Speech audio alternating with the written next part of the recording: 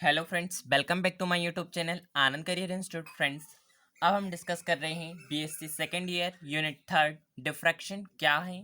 Diffraction topic को हम start कर रहे हैं, इसलिए हम पहले डिफ्रैक्शन की मीनिंग यहाँ पे देख लेते हैं।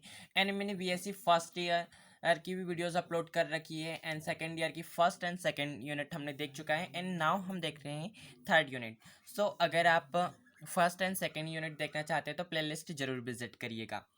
तो हम स्टार्ट कर रहे हैं डिफ्रैक्शन क्या होता है, तो हमें मालूम होना चाहिए डिफ्रैक्शन होता क्या है। हम यहाँ पे शॉर्ट और सिंपल डेफिनेशन देखेंगे, यह काफ़ी लेंदी टॉपिक है। आगे हम इसका सारा कैलकुलेशन वगैरह भी देखेंगे कि किस तरीके से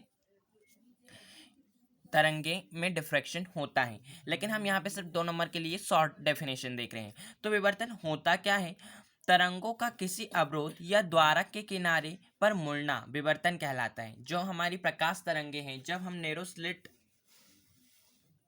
ये सिर्फ मैंने समझाने के लिए आपको बनाया हुआ है डायग्राम। अगर हम कोई नैरो स्लिट माने और यहाँ से हम एक वर्णीय प्रकाश स्रोत जब डालते हैं तो यहाँ पे जब बाहर नैरो स्लिट से जाता है तो यहाँ पे भी यह जो नैरो स्लिट होता है वह एक प्रकाश स्रोत का काम करने लगता है। आफ्टर जो तरंगे हैं इस तरीके से आगे बढ़ने लगती हैं। अगर हम पर्दे में इन्हें देखेंगे तो हमें इस स्लिट के जस्ट सामने का जो पार्ट होगा वहाँ पे बहुत डार्क फ्रिंजें प्राप्त होंगी, बहुत तेज हमें लाइट यहाँ पे मिलेगा। आफ्टर हमें लाइट नहीं दिखेगा एंड आफ्टर फिर हमें डार्क फ्रिंजें प्राप्त होंगी। फिर आफ्टर हमें कहीं देखेंगे हम कि यहाँ पे लाइट नहीं मिलेगा हमें, एंड हम यहाँ पे देखेंगे तो हमें लाइट मिलेगा। इस प्रकार से तरंगे का यहाँ पे जो नैरो स्लिट है उसमें हमें बहुत टॉप टॉप प्रकाश पुंज प्राप्त होगा, काफ़ी ज़्यादा।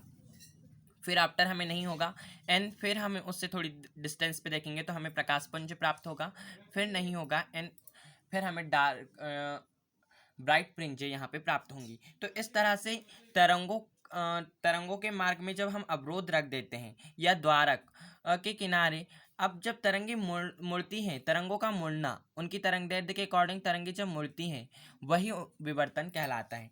अब जो प्रकाश तरंगे हैं उसका विवर्तन के लिए क्या शर्तें होती हैं? तो प्रकाश तरंगों का विवर्तन प्रदर्शित करने के लिए अवरोध का जो द्वारक है उसका आकार तरंग दैर्ध्य की जो कोटि है, जो तरंगदैर्ध्य की कोटि होती है वह 10⁻⁻⁶ होती है का होना चाहिए। आफ्टर हम जो तरंगे हैं उसमें अब अगर द्वारक का आकार 10 तरंगदैर्ध्य की कोटि मतलब 10⁻⁻⁶ का होगा तो हम प्रकाश का विवर्तन मेजर में कर पाएंगे। तो आई होप आपको विवर्तन क्लियर है। यह शॉर्ट 2 नंबर के क्वेश्चन के लिए है एंड अगर हम सिंपल और साधारण डेफिनेशन देखें तो तरंगों का किसी अवरोध या द्वारक के किनारों पर मुड़ना ही प्रकाश का विवर्तन कहलाता है।